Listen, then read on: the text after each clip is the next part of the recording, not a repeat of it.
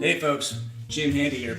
You know, experts say that you should change your heater filter, every 60 to 90 days. Me, being from the HVAC world, I do it way more often than that. So, I'm just going to show you how it's done. First, you just pull it out.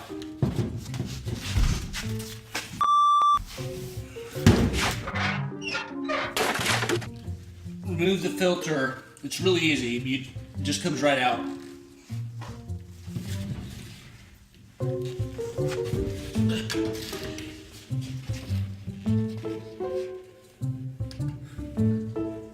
One 115, and then you just replace it with a replacement filter.